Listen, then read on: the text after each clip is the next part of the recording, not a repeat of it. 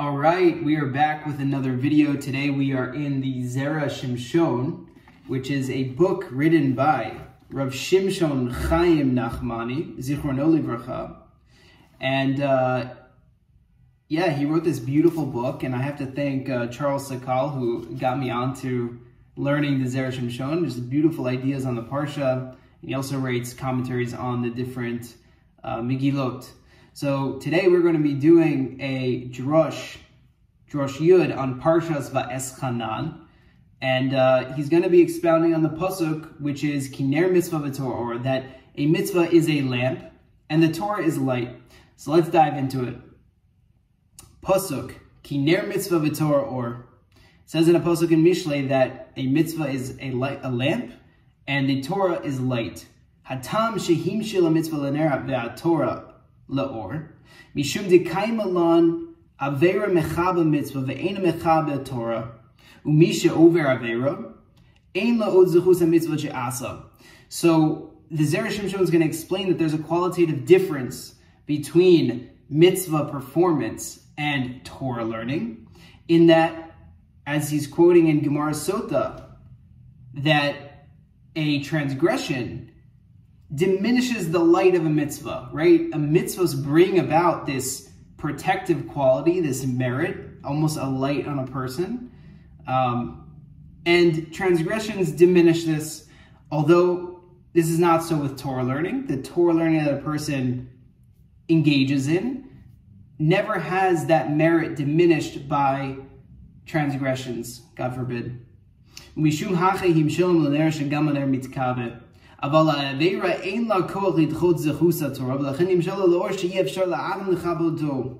similarly, a mitzvah is compared to a ner because a person can light a lamp, a person can extinguish a lamp, right? So unfortunately, this protective merit, this quality that mitzvot, doing the commandments, brings, can be diminished if a person commits transgressions. But the Torah learning that a person does can never be extinguished by doing transgressions. And he's going to bring a pasuk which says, V'zeu she'amar hakatuv ner rishayim yit'ach. Right? So Torah has this everlasting merit. And he quotes this pasuk, this verse that says, the lamp of the wicked will die out.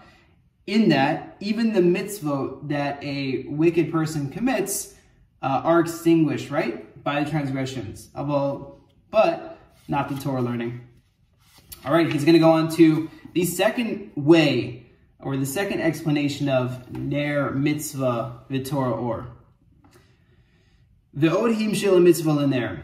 Lefi she'aner eino nidlak b'layla b'chol ha'chadarim b'chol ha'mekomos, rak b'makom shebnei adam mishtamshim bo uchvi hatzorach sheyesh lehem be'osa makom miyuchad, right? So, similarly, if you need light in your house, right? You're not going to, again, we have electricity nowadays, Baruch Hashem, but in those, not too long ago, people would light a lamp where they needed light in that room, right? So a person can light this, a lamp, and they can have it in that room so that they can see, so they can do what they need to do in that place.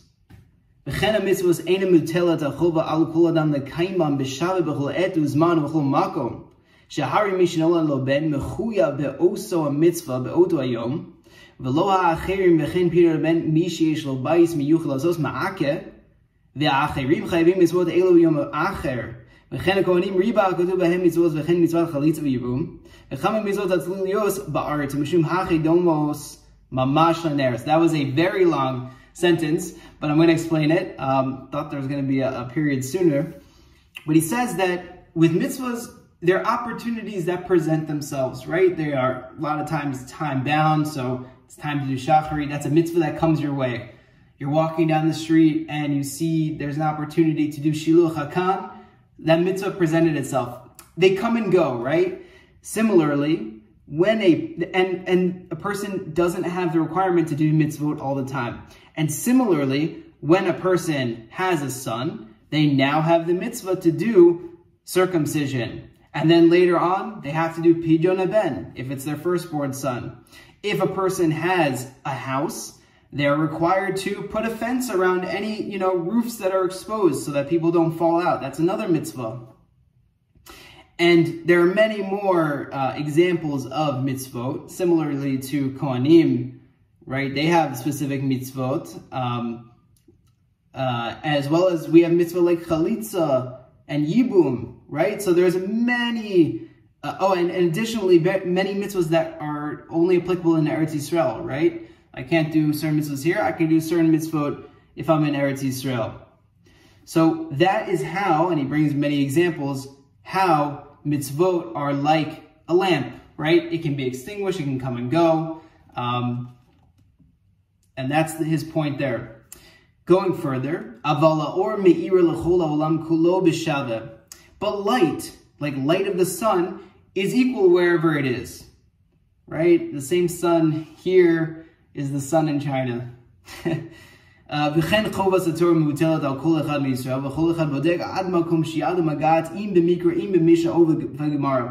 of people don't know this, but especially for men, there's a mitzvah or an obligation to learn Torah for sure every day, morning and evening, even if it's a little bit, and also not to waste time, right? So there's not a specific time that a person has to learn Torah. The obligation is kind of all the time that you can, right? So it's not like a mitzvah in that it comes and goes. But Torah learning, a person has to engage in it at whatever their level is, whether that's reading the written Torah, reading Mishnah and Gemara, the oral Torah, and espousing the oral Torah. There's always an obligation. Going further,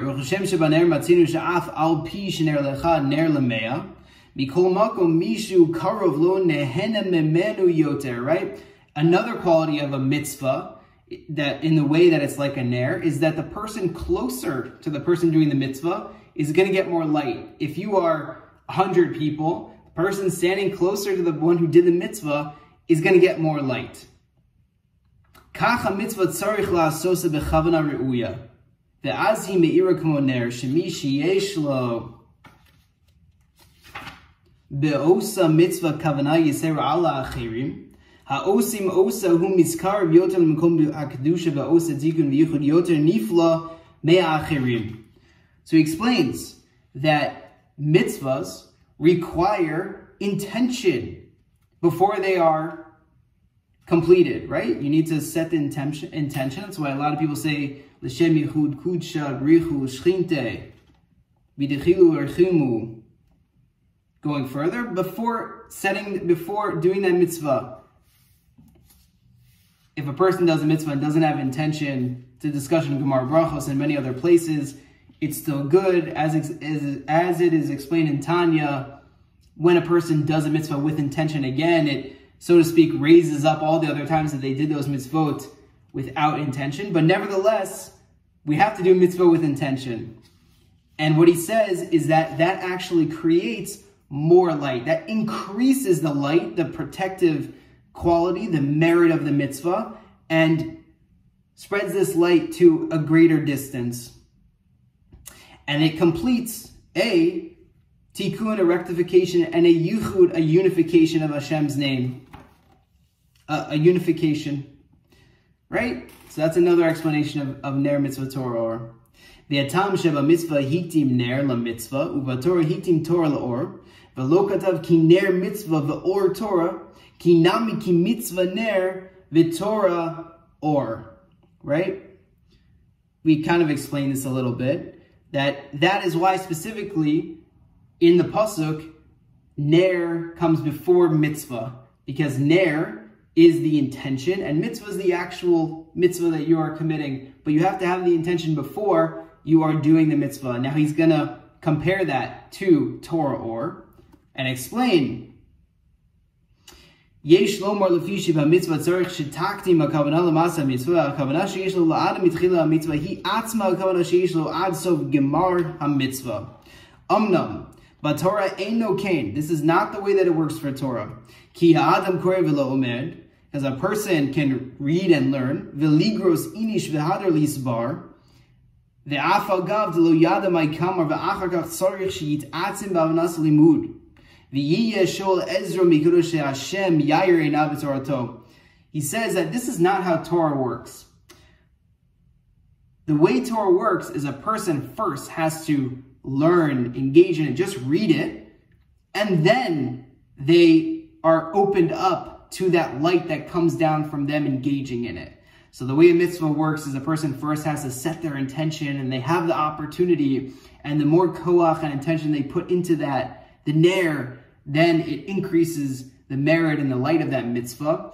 But that is not the way it comes to Torah. Obviously, we set our intentions as well. We want to, connect and learn properly. But it's really the learning that brings about the light. Versus when it comes to a mitzvah, it's really the intention that brings about the light, is what I believe he is saying. Umishum hache ketiv v'Torah or she'achar kriyas Torah ba ha'or. After you read the Torah, then the light comes. V'hu ha'or mamash v'lo ner bilvad. And this is light itself and not just a lamp, right? And this is why, very famously, we have a pasuk which is v'chen ketiv gal einai v'abita niflo mitoratecha. This is from Melech David, who wrote, Hashem, open my eyes so that I can perceive your Torah. I see the written letters, but open my eye. I can read it, but bring the deeper meaning to me. So to speak, uncover the clothes so I can get to the deeper and deeper aspects of the Torah and bring down that light. So that is a few beautiful explanations from the holy Zera Shimshon, Rabbi Shimshon Chaim Nachmani, where he explains some of the key differences between mitzvot observance, the light that they bring down, when they are presented, how, unfortunately, the light can be extinguished, and contrast that with Torah learning, and about how the light comes down, right? It comes after you start learning, as well as the constant obligation to engage in Torah learning when we have time, at whatever level we're at. Let me know if you liked that. This is, again, the Zera Shimshon. And please reach out if you have any questions. And God willing, we will do this again. Have a great rest of your day.